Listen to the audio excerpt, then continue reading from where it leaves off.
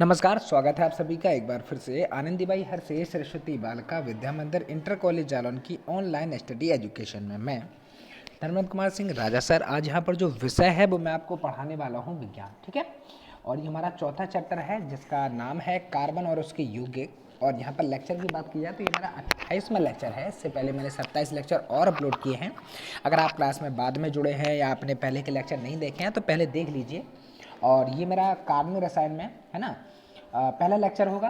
तो जल्दी से आगे बात करते हैं बेटा। This is my YouTube channel. अगर आपने अभी तक चैनल को सब्सक्राइब नहीं किया है तो इसको सब्सक्राइब कर लीजिए। इससे क्या होगा कि जब भी मैं कोई वीडियो अपलोड करूंगा ना तो उसका नोटिफिकेशन आप तक पहुंच जाएगा। इससे कोई भी वीडियो जो है ना आपकी मिस नहीं होने वाली है। ठीक है, जैसे कि हमने बताया चैप्टर हमारा 4 चल रहा है। चैप्टर का जो नाम है वो है कार्बन और उसके यौगिक, यानी कार्बन एंड इट्स कंपाउंड्स। ठीक है, पहले तो सबसे पहले हम लोग जानते हैं कि कार्बन आखिर होते क्या हैं। ठीक है, और कार्बन उसके अपर रूप क्या होते हैं। ठीक है, तो आपको पता है पहली बात तो नॉर्मली हम लोग पिछली क्लासेस में हमको कार्बन के बारे में बताया गया है। हालांकि ये कुछ नया नहीं है, लेकिन हाँ यहाँ की आपको पता ही है कि चैप्टर जब भी शुरू होता है तो फिर भी हम लोग उसके बारे में थोड़ा बहुत जान लेते हैं कि आखिर कार्बन है क्या। ठीक है, कार्बन एक ऐसा पहली बात तो एलिमेंट यानी कि तत्व है जो हर जगह पाया जाता है। ठीक है, जैसे भोजन के रूप में, ईंधन के रूप में, है ना, ईंधन के रूप में जैसे कोयला, पेट्रोल, डीजल हो गया, कागज में, वस्त्र में, प्लास्टिक, दवाएं, फर्नीचर, है ना, सब में जो है वो कार्बन किसी न किसी रूप में अवश्य पाया जाता है। ठीक, अगर बात कीजिए हमको मिलता कहाँ से है तो कार्बन भूप्रपटी का मतलब जो हमारी ऊपर वाली लेयर होती है ना वायुमंडल की, यानी कि पृथ्वी की जो सबसे ऊपर लेयर होती है उसमें ये पाया जाता है। किन रूपों में पाया जाता है? जैसे कार्बोनेट के रूप में यानी कि CO3 होता है ना, हाइड्रोजन कार्बोनेट के रूप में, कोयला के रूप में, पेट्रोल के रूप में। ठीक है, ये केवल जो इसकी प्राप्ति जो होती है वो होती है 0.02%। ठीक है ना, कार्बन उपस्थित होता है। अगर बात की जाए वायुमंडल में तो इसकी उपस्थिति जो है 0.3 यानी 0.03% भाग जो होता है वायुमंडल में इसका पाया जाता है। ठीक है, इस प्रकार अगर हम बात करें तो कार्बन जो है वो अल्प मात्रा में पाया जाता है। देखिए आपको पॉइंटों में पाया जा रहा है, बट इसकी जो प्राप्ति है ना वो बहुत मतलब हमको मिल सब जगह जाता है, लेकिन प्राप्ति का मतलब इसमें जो मात्रा होती है ना क्वांटिटीज़ की वो बहुत कम होती है। ठीक है ना, तो कार्बन होता क्या है आपने पिछली क्लासेस में पढ़ा होगा। यहाँ पर आपको लिखना कुछ नहीं है, बस आपको यहाँ पर समझना है। ठीक है ना, अब यहाँ पर बात करें उसके अपर रूप की क्या होते हैं तो ऐसे पदार्थ जिनके, है ना, अपर रूप का क्या मतलब होता है जिनके जो गुण होते हैं ना वो उनमें थोड़ा सिमिलरिटी होती है। ठीक, अब गुण भी हमारे दो प्रकार के होते हैं, एक तो भौतिक गुण होते हैं, दूसरे आपके रासायनिक गुण। ठीक है, तो पहले तो हम कार्बन की बात करें तो कार्बन अपने अपर रूपों में पाया जाता है। ठीक है, उसके बाद आगे चलते हैं। अगर अपर रूप की बात करें तो जैसे आपका डायमंड, हीरा हो गया, ये इस प्रकार की संरचना होती है हीरे की, है ना, और ये आपकी ग्रेफाइट होता है अपने ब्लैक कलर की। अगर आप पेंसिल का यूज करते हैं तो उसमें जो काले कलर की जिससे हम लिखते हैं ना रॉड डली होती है वो आपकी ग्रेफाइट की होती है। ठीक, ये बेटा फुलरीन की संरचना होती है, फुटबॉल के आकार की होती है, यानी कि इसकी संरचना अगर देखें तो इसी प्रकार से हमको मिलती है। ठीक है ना, तो हमको बेटा इतना ये जो है वो कर लेना है। ठीक, हमके बाद अभी नॉर्मल सिर्फ हम लोग जान रहे हैं, और इसके कुछ पॉइंट जब भी आप चैप्टर को शुरुआत करेंगे तो ये पॉइंट जो है आपको जरूर लिखने हैं। ठीक, अब सबसे पहले कि लाखों वर्ष वृक्ष जो होते हैं, पुराने वृक्ष होते हैं ना, या अन्य पौधे जो होते हैं, जब वो नीचे दब जाते हैं तो उनका अपघटन होता है ना, और अपघटन के बाद जो होता है वो कोयले का क्या होता है, निर्माण होता है। पहले तो आपको ये पॉइंट में लिख लेना, आपको नोट हम डलवाते हैं ना आपको कॉपियों में, तो आप लोग सबसे पहले नोट नंबर 1, उसके बाद नोट नंबर 2, फिर 3, फिर 4, फिर 5, फिर 6, ऐसे आपको लिखना है। ये सिर्फ बेसिक चीज़ें हैं जो आपको पता होनी चाहिए इस चैप्टर में। हालांकि यहाँ से बोर्ड में क्वेश्चन कभी आमतौर पर नहीं पूछा जाता है। ठीक है, तो हम लोग जो मोस्ट चीज़ें होंगी उसको भी हम इंडिकेट करते रहेंगे ताकि आप अपनी पढ़ाई को अच्छे से जारी रख सकें। ठीक है, तो यहाँ पर अगर पीट की बात करें तो पीट में 60% जो होता है वो कार्बन की एक वैरायटी होती है ना, और लिग्नाइट जो होता है इसमें 70% कार्बन पाया जाता है। बिटुमिनस ये सब कोयले की प्रजातियाँ हैं। कोयला समझते हो ना, हाँ, कोयला भी दो प्रकार का होता है, एक जो लकड़ी को जलाते हैं ना हम लोग फिर प्राप्त होता है, दूसरा पत्थर वाला कोयला होता है। तो पत्थर वाला कोयला जो होता है वो उच्च कोटि का होता है, उसमें ऊष्मा की मात्रा बहुत ज़्यादा होती है, यानी जब उसको जलाते हैं ना तो ऊष्मा बहुत ज़्यादा मात्रा में निकलती है। ठीक है, लकड़ी का कोयला जल्दी से आग जो होती है उसकी ठंडी हो जाती है और वो ऊष्मा को भी कम देता है। ठीक, तो हमको यहाँ पर याद रखना है कि ये सिर्फ कोयला की वैरायटी है। पीट में 60% कार्बन पाया जाता है, लिग्नाइट में 70% कार्बन पाया जाता है, बिटुमिनस एक प्रकार का कोयला होता है। ठीक है, इसमें 78% कार्बन पाया जाता है और सेमी बिटुमिनस में भी आपका 78% होता है। एंथ्रासाइड, इसका भाई आपको नाम जो है ना वो याद रखना है। एंथ्रासाइड जो कोयला होता है, कार्बन की जो वैरायटी है, इसमें बेटा 90% कार्बन पाया जाता है। ठीक है ना, तो ये हमको याद रखना है कि सबसे अच्छा जो कोयला होता है वो कौन सा होता है। तो आपसे क्वेश्चन बनता है ऑब्जेक्ट, अभी नहीं, जब आप आगे क्लासेस में किसी तैयारी कर रहे होंगे साइंस से अगर क्वेश्चन आते हैं तो ऐसे ही क्वेश्चन आपके बनते हैं। ठीक है, चलिए बेटा आगे देखते हैं। अब सबसे पहले तो कार्बनिक रसायन, हम चूंकि क्या बताया मैंने आपको, ये ऑर्गेनिक केमिस्ट्री यहाँ से शुरू हो गई है हमारी। ठीक है ना, तो यहाँ पर हम लोग डेफिनेशन जानेंगे कि आखिर होती क्या है। ठीक है, ये जो डार्क ब्लैक से लिखा है ना, ये आपकी डेफिनेशन है। क्या है? कार्बनिक रसायन कि वह शाखा जिसमें कार्बन और उसके यौगिकों का अध्ययन किया जाता है। असल में बेटा इनको क्या कहा जाता है, इसी परिभाषा को, यानी कि इसी को हम लोग कहते हैं कार्बनिक रसायन।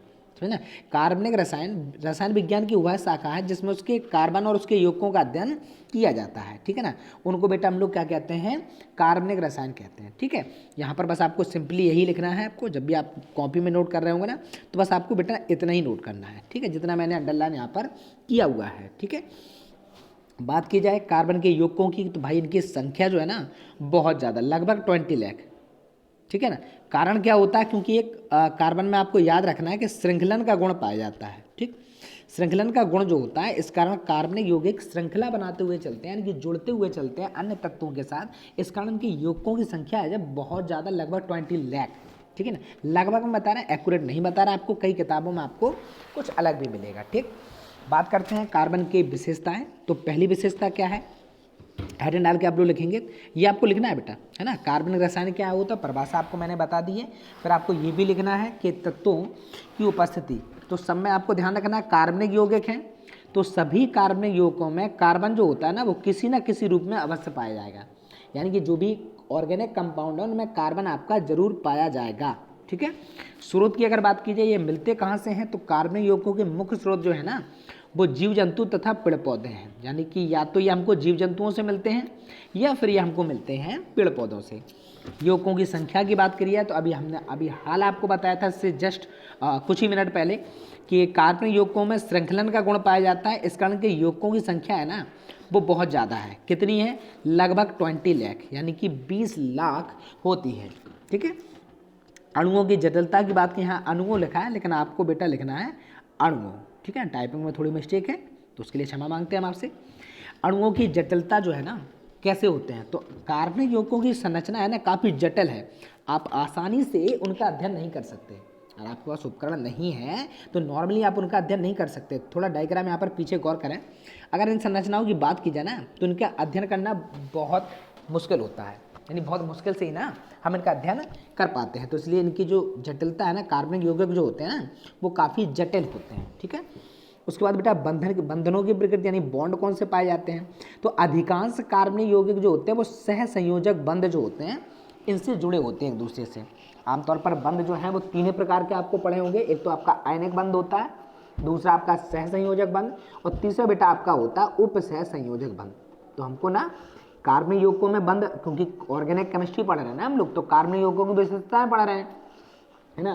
तो यहाँ पर भाई क्या है आपका कि यहाँ पर जो इनकी बंध की प्रकृति है वो आपका इनमें सह संयोजक बंध पाया जाता है आमतौर पर। ठीक है, उसके बाद अगर हम बात करें विलेयता, तो कार्बनिक यौगिक जो होते हैं ना वो जल में अविलेय होते हैं, यानी कि जल में नहीं घुलते हैं। मान लीजिए अगर आप तेल को पानी में डाल देना तो उसमें विलेय नहीं होगा, लेकिन जो कार्बनिक विलायक होते हैं ना उनमें ये घुल जाते हैं।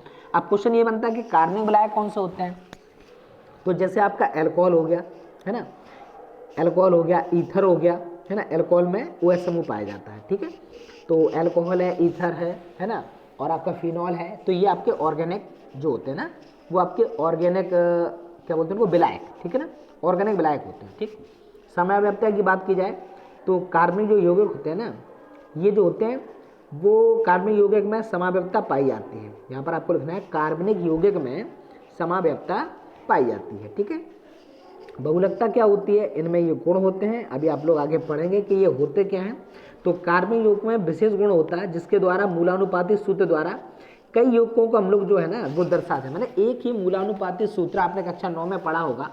मूलानुपाती सूत्र आपको निकालना बताएगा, उसमें आप टेबल तैयार करते थे, परमाणु भार, अणु भार पर परसेंटेज दी जाती थी एलिमेंटों की, पर आप एक फॉर्मूला तैयार करते थे, उसी को हम लोग कहते थे मूलानुपाती सूत्र। तो कार्बनिक यौगिकों का विशेष गुण क्या है कि उनमें मूलानुपाती सूत्र जो होता है वो एक ही सूत्र के द्वारा कई यौगिकों को हम लोग है ना दर्शा सकते हैं। ठीक, तो बेटा ये हमारी होंगी विशेषताएं, ठीक है ना। तो अभी आपको ये भी कॉपी में मेंशन करनी है अच्छे से, वो भी है ना, साफ सुथरी कॉपी आप लोग बनाएंगे।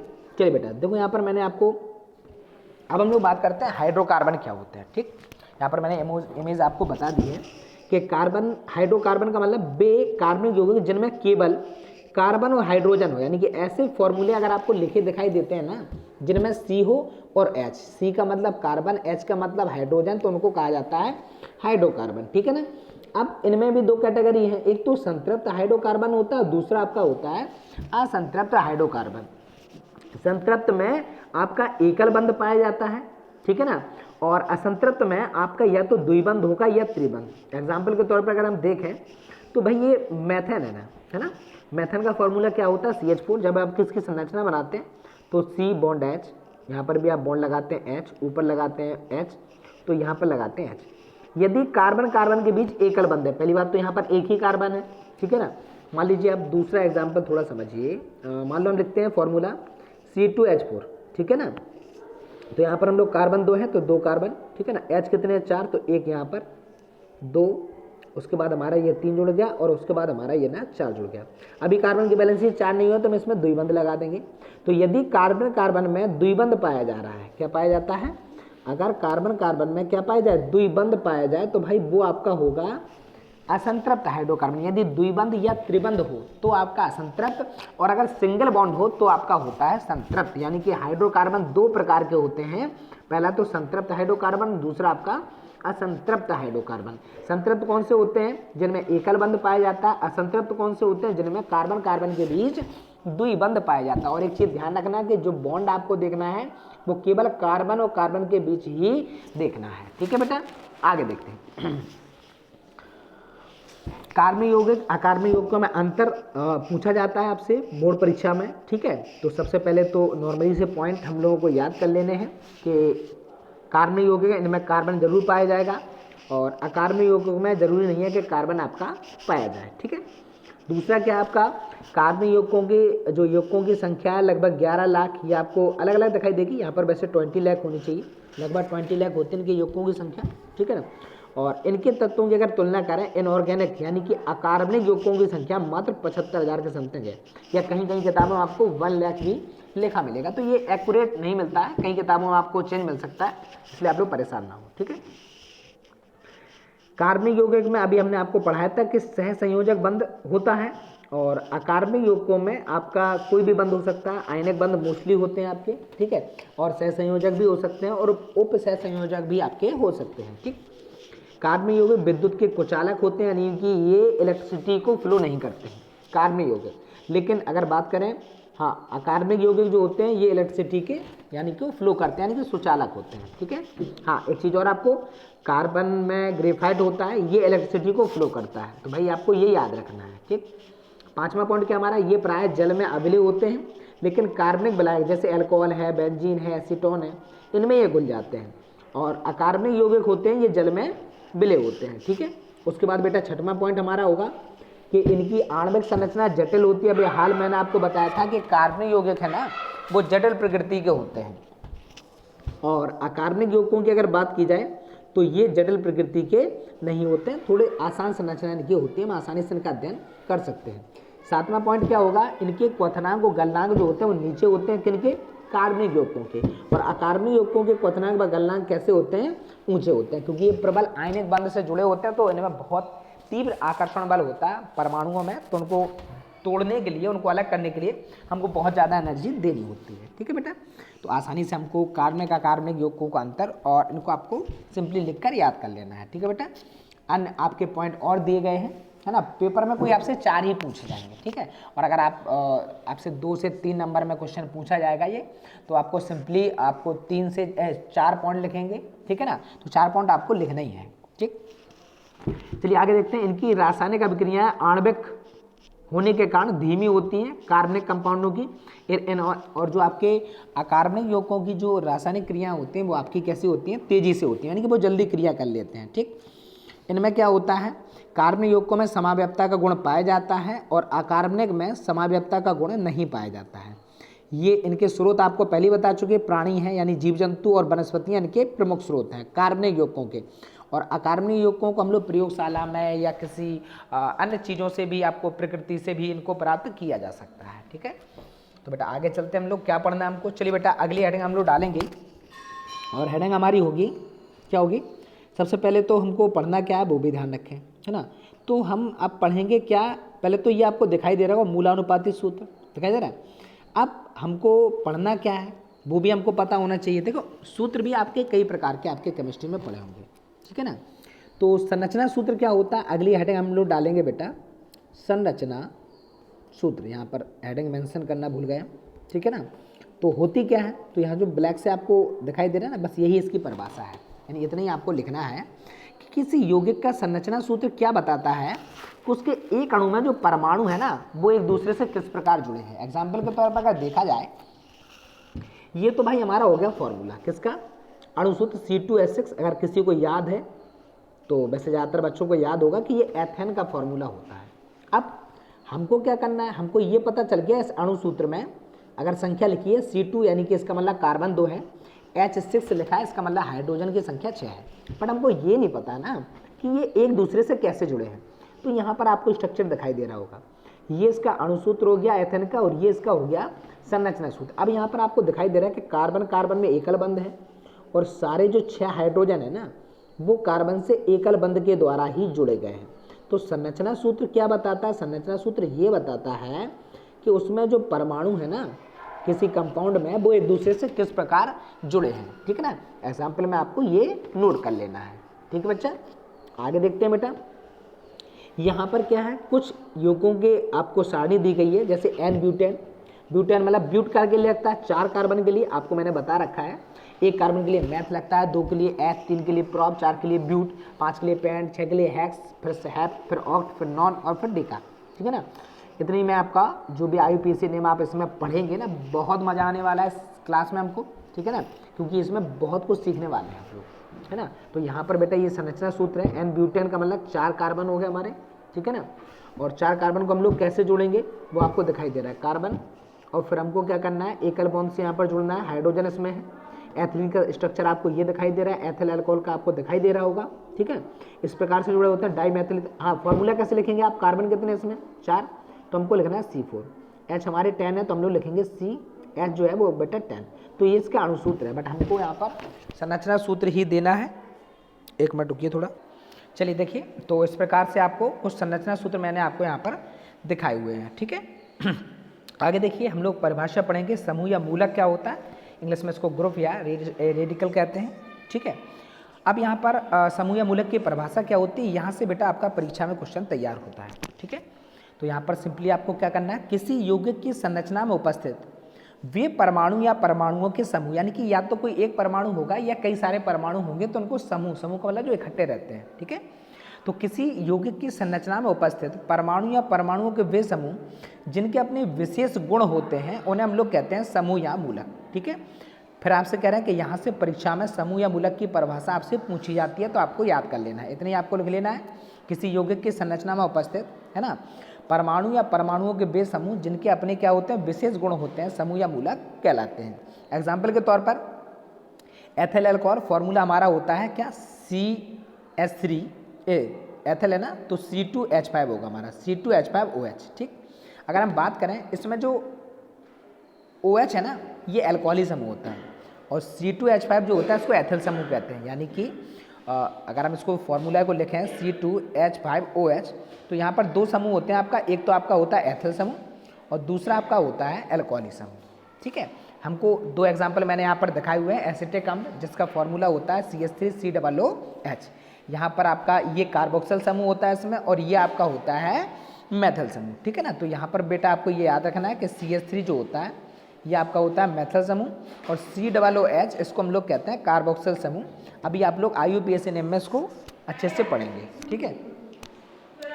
उसके बाद हमको क्या करना है, अगली हेडिंग हमारी होगी क्रियात्मक समूह किससे कहते हैं, ठीक है, फंक्शनल ग्रुप जिसको हम लोग कहते हैं, बहुत मोस्ट है। यहाँ से क्वेश्चन भाई आपका बनता ही है, तो आपको ये याद कर लेना है। पहले तो समूह या मूलक मैंने परिभाषा आपको लिखाई है। अब यहाँ पर आपको क्या है, तो कार्बनिक यौगिकों में उपस्थित परमाणु या परमाणुओं के वे समूह जो उनकी क्रियाओं को निर्धारित करते हैं। यानी कि मान लीजिए आप कोई रिएक्शन कराते हैं ना, जैसे आपने कराई CH3OH, ठीक है ना, मान लो आप इसको NaCl से जोड़ते हैं, ठीक है ना, NaCl से आप इसकी अभिक्रिया कराते हैं, तो मान लो Na जो है ना वो इससे जुड़ जाता है और Cl है ना इससे, तो इस रासायनिक अभिक्रिया को मुख्य रूप से निर्धारित कौन कर रहा है। मान लीजिए अगर OH करेगा, क्योंकि आपको पता है इसमें दो समूह हैं, एक तो आपका OH हो गया और दूसरा आपका हो गया मेथिल, ठीक है ना। तो यहाँ पर आपको क्या करना है, अगर जो मुख्य रूप से क्रिया जिसके वजह से हो रही होगी उसको बेटा हम लोग कहते हैं क्रियात्मक समूह, ठीक है ना। इसलिए आपको यहाँ पर क्या है, मेथिल एल्कोहल में CH3 और OH दो समूह हैं, लेकिन अगर बात करें इसमें मुख्य समूह कौन सा है, तो OH जो है अल्कोहली समूह, वो उसका क्रियात्मक समूह होगा, क्योंकि यही इनकी क्रियाओं को निर्धारित करता है कि अभिक्रिया होगी कैसे, ठीक है ना। तो यहाँ पर ये बेटा जो है ना वो आपका हो गया क्रियात्मक समूह। फिर थोड़ा ध्यान दें, आपको CH3, जैसे मान लीजिए मेथिल अल्कोहल लिखा हुआ है CH3OH, तो हमको क्या करना है, इसमें ये तो फॉर्मूला हो गया हमारा, ठीक है ना। अब यहाँ पर दो समूह हो गए आपके, CH3 मेथिल, OH आपका अल्कोहल। अब इनमें से एक ना है वो आपका कोई क्रियात्मक समूह है जो मुख्य रूप से क्रिया को करेगा, ठीक। तो यहाँ पर OH से क्रिया होती हैं, तो इसलिए इसको हम लोग क्या कहेंगे, क्रियात्मक समूह कहेंगे, ठीक है बेटा। चलिए बेटा आगे देखते हैं। हाँ चलिए, ये बेटा हमारा लास्ट हेडिंग थी, और इसके बाद अगली क्लास में हम लोग IUPAC से रिलेटेड फंक्शन को जुड़ेंगे। तो अगली क्लास आप अटेंड करना बिल्कुल ना भूलें, ठीक है, और पढ़ते रहिए, घर पर सुरक्षित रहिए। इसके साथ वीडियो समाप्त होती है, और अगर आपको वीडियो पसंद आती है वीडियो को लाइक जरूर करें। धन्यवाद।